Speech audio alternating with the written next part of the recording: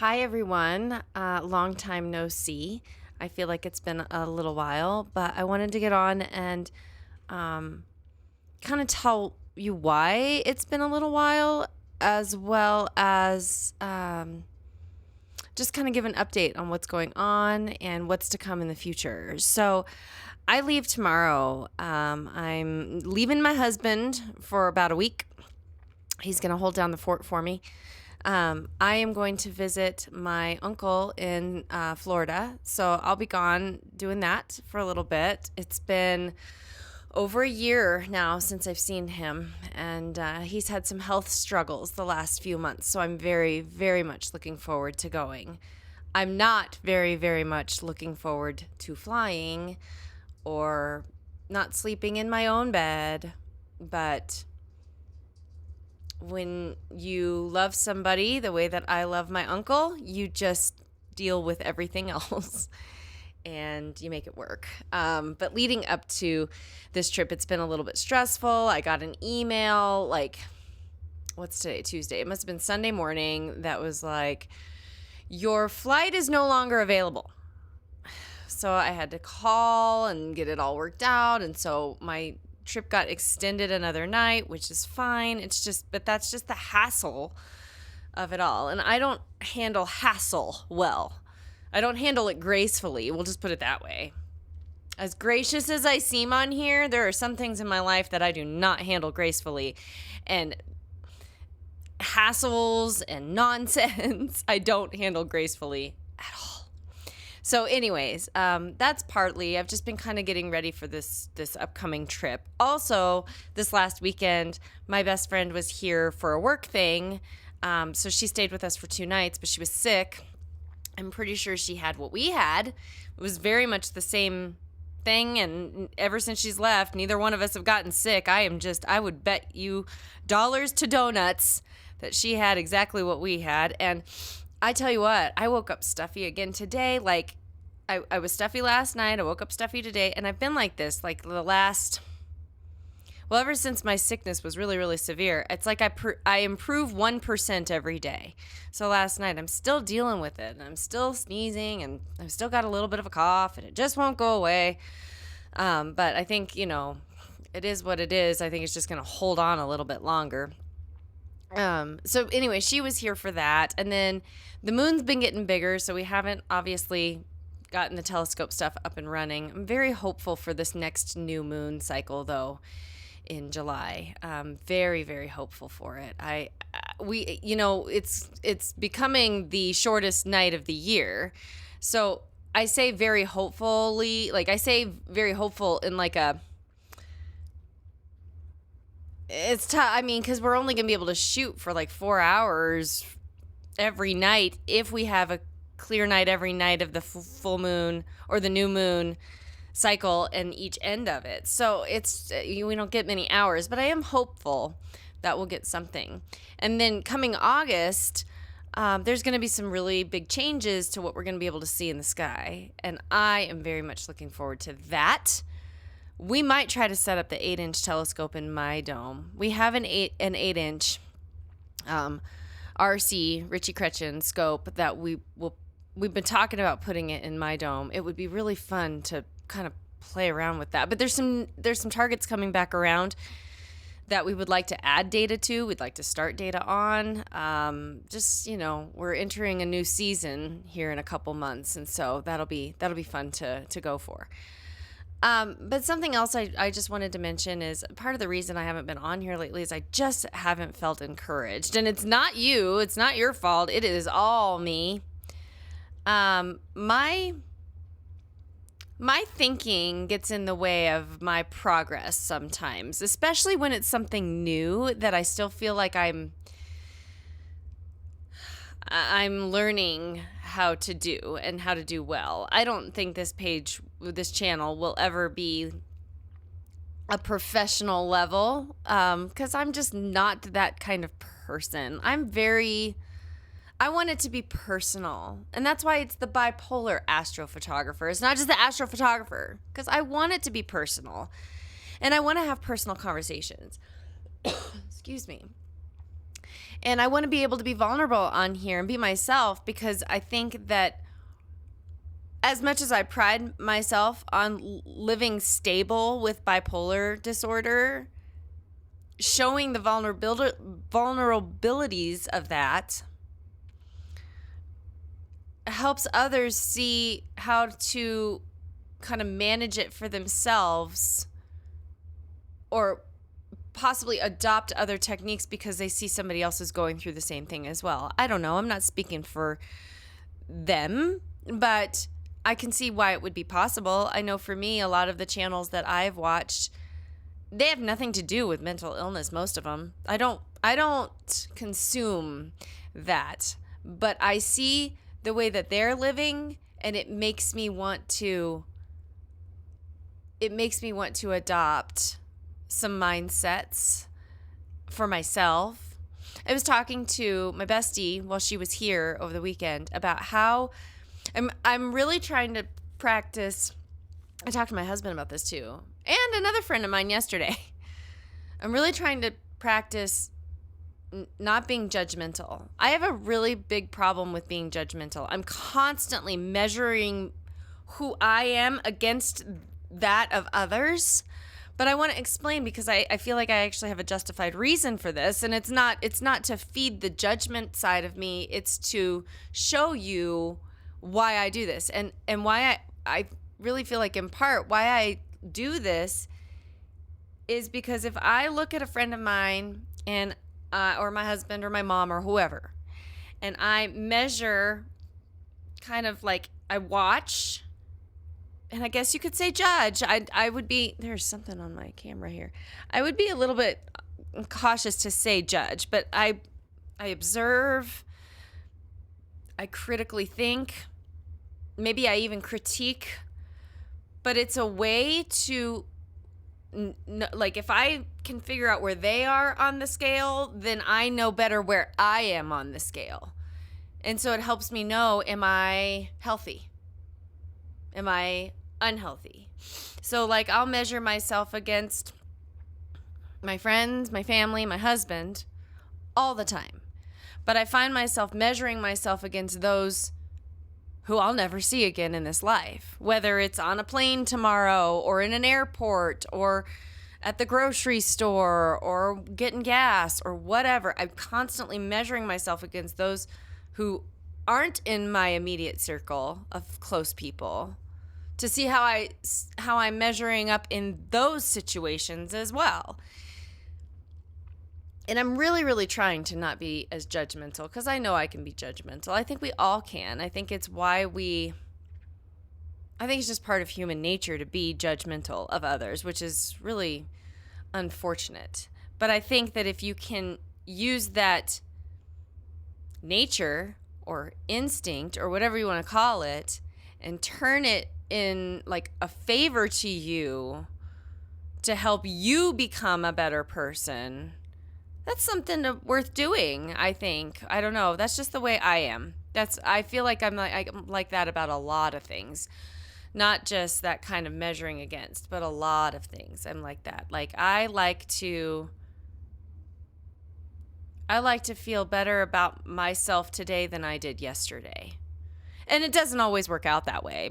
I mean, who knows? Tomorrow I could be really down and out. I doubt it, because I'm flying and I'm going to go see family, and so I'll feel pretty good. But you know what I mean. Like, there's sometimes when things come up that are outside of your control, that just, they throw a wrench in the mix and muck everything up, and yeah. But I really strive to be better today than I was yesterday. And I strive to go to bed at night knowing that I tried everything I could to be a better person today than I was yesterday. That's just who I am. And bipolar, I think, has made me, it's almost like I want to outsmart it a little bit. I want to show it who's boss. I don't want to be at its mercy. I want to be the one, that's got the wrist behind the back a little bit. I want to be the one in control of that.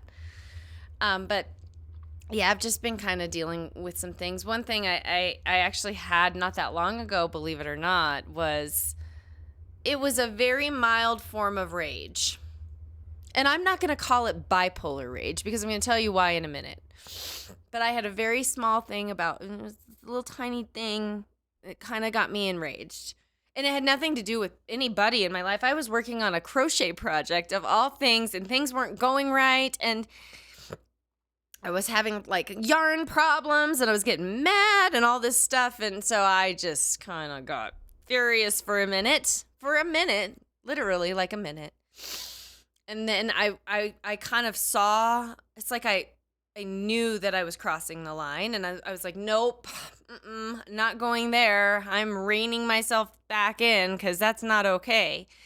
And then I started thinking about rage because for the last like 2 months, I've been really into some true crime stuff because I was following a trial on Court TV that went for 9 weeks. And so when you're watching Court TV, you'll see all of these other cases that are going on in the country too. And one of them popped up, and there was video of, at the time, he was the alleged killer, and now he's the convicted killer. So he was found guilty on all charges, and I believe it's life without parole. But they showed him in earlier, because I think this has been like 2 years ago that this happened, and so then he was taken into court, and he was enraged. Now, the reason why, and it started me thinking about the little bit of rage that I had, like the crochet, this isn't working for me, got to set this down kind of rage. Because I've had bipolar rage before. In my second marriage, yes, I'm on my third. Third's the charm, though. I love my husband. I love my marriage. But my second marriage in particular, this was before my diagnosis too, so that was part of it. But I had fury. Hell hath no fury, like a woman scorned. And then I started thinking about the rage that the first time I ever experienced rage, and that was when I was in high school. A friend of mine started dating my boyfriend like 2 days after he and I broke up. And I screamed at her on the phone. She would remember this. I should apologize. I think I've mentioned that on here before. But this, like, so what really bothers me about the term bipolar rage, it makes it sound unhealthier. Like, it makes it sound like there's bipolar rage and there's rage. Like, this is less healthy than this. But then I started talking to my husband. I'm like, I don't think there's any such thing as healthy rage. So I don't really know why we have to have, now, like bipolar, I think the reason that this is what I'm thinking. You know me, personal opinion, that's all. I think that bipolar rage is called bipolar rage because of the manic accent it has with it. So, like, it's not just rage, it's like mania rage. I get that. I understand. I get that. I do. But rage in and of itself is not okay. And what I saw this guy having in the courtroom, if that wasn't just, that had to be bipolar rage. I know I'm not a doctor, but I just, the way that I saw it, that had to be, he was out of his mind. But what kind of rage is there where you're not out of your mind? I'm wrestling with this a little bit. Not that it matters, because if and when I get rage these days, I'm telling you, it lasts for about a minute. I know that I'm entering a negative place, and I got to back it up. I got to pump the brakes a bit and back it up. And, I know when I'm entering the rage zone, and I cannot afford to go. It's like when the dog's back here, when I told you guys about the story about the dogs back here, and it panicked me, attacking the deer, and it made me panic. And, like, I can't go there. So, and I know I can't go back into rage mode, even if it's something stupid like crochet or whatever. I don't typically get enraged over big things anymore, which is kind of, I don't really have anything big in my life though that ticks me off. It's the little things, it's the running late for something, but even then I don't get enraged. I think the rage comes when I'm, something else is underlying, like the season changing, or if, I'm more hormonal than usual, if you know what I mean. So anyway, some of the rage stuff has had me thinking. But then on to another quick topic, because I wanted to talk about this. So yesterday, a friend came over. She and I went thrifting, and then we came back to my house and we had lunch. We just sit. This is the reason that I set up here for these videos, is because this is where I sit when I have company and they're in the chair across from me. And these are the kind of conversations that we have. So this is like the most comfortable. I thought about like going to a different room, but this is where I'm the most comfortable speaking, like openly and honestly. And she was here yesterday when we were talking, and she's had some struggles with a person in her life. They've been a little bit too nitpicky and demanding and this and that and insensitive, and reminded me a little bit of in my video on here where I talk about, I think it's way back, it's a few months ago now, I talk about bipolar guilt and when to let it go. I talk about a friend named Sarah who I had a big falling out with, and she's kind of got something similar going on with somebody in her life. And so we were talking about like the insensitivity of these people. Like they're just like, it's amazing how insensitive some people can be. And I find it, we were talking, she was getting ready to leave. I was walking her out to the car, and we were talking, and I said, it just doesn't make any sense to me for somebody to be rude, because in my opinion, and my opinion, being compassionate and caring, it's a language, all right? It's a language. It's a foreign language. I agree, it's a foreign language. I don't think that it's in all of our natures to be compassionate, to be understanding, to be empathetic, to be caring, to be sympathetic. But I do believe it's a foreign language, but I also believe that it's like the easiest language to learn.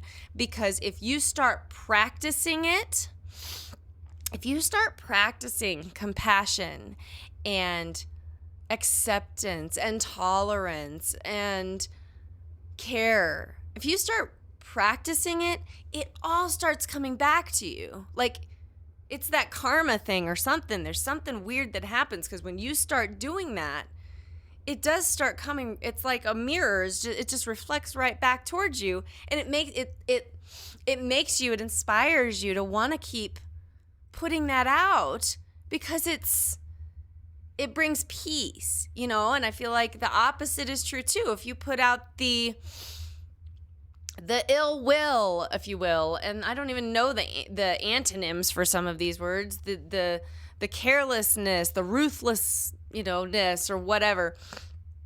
If you put that out, all that's going to come back to you too, and that's just going to it's just going to push you to keep doing that. So really, I do think that being a compassionate, loving, caring person, a listener, somebody who's good at listening, it's all practice. And it's a language that's very easy to learn. It's just, you just have to practice it, and then you'll start to get more comfortable with it. I don't think it comes naturally to everybody at all, but it is an easy language to learn. It's, in my opinion, not that I've tried to learn a lot of languages, but it's definitely easier than trying to learn French or something, Mandarin or something crazy. Anyway. Ooh. I'm telling you, I still have stuff going on. All right, well, I'm done being gross.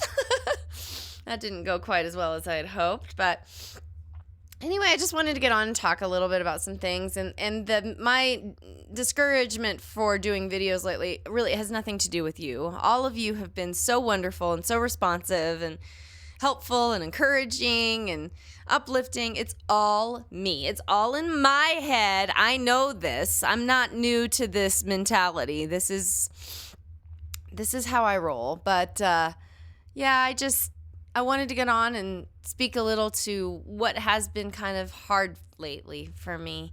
And I've just been busy, my friend being here for a work thing and getting ready for this trip. It's just been busy, and being sick, it's just been busy. It's been a busy one. And I do think that after I get back from Florida, I'll have some good time to sit down and have some chats. Leading up to the next new moon, maybe we can look at some planetarium software together and decide on some targets with the hopes of clear skies ahead. So she's jumping. Just got on the table. All right, y'all. Well, have a beautiful rest of your week. It's been beautiful weather here. I've been going on some wonderful walks and scooter rides, and it's been nice. That's helped. So there, even in the struggle, there's always beauty. I look for it. I seek for it. I need it. That's what I consume. The treasures on the path. Those are the things I consume. All right, y'all. Well, now she's on the table playing with a bag that I'm taking on my trip. So I'm going to go. Good time to step away because she's going to start shaking it like crazy. All right. Well, thank you so much for letting me be me and open and honest. And if I don't see you guys it's going to be probably a couple of weeks, maybe a couple of weeks at this point, because I'm going to have to recover when I get back from my trip. But let's plan on catching back up at the end of June, early July, and we'll go from there. But I hope you guys all have a wonderful week. Clear skies to y'all. Just really, practice the art and the language of compassion. The world needs more of that. So, all right. Well, please wish me some good energy or prayers or whatever it is you do for my travels, because it's one of those things. I've already had some things go wrong. Let's see. Oh, I didn't mention that was another thing that I double checked my rental car. And I'm going to be in Florida in June, and I noticed that my rental car reservation had a car with no air conditioning. I didn't even know that they made cars with no air conditioning anymore. So I had to cancel that booking and put in for a refund, and then I just went to a totally different car rental place altogether. And apparently it's an amenity is to have air conditioning in your rental car in Florida in June. I guess that also goes along with having it be an automatic transmission, which is just funny to me. Whatever. 2024 still has some archaic things, I guess, about it. All right, just had to put that out there. Well, much love to y'all, and thanks for watching, and thanks for sticking it out all the way to the end, and happy good vibes to you all, and just know that I will be back on here ASAP. All right, self-care is not selfish. Bye.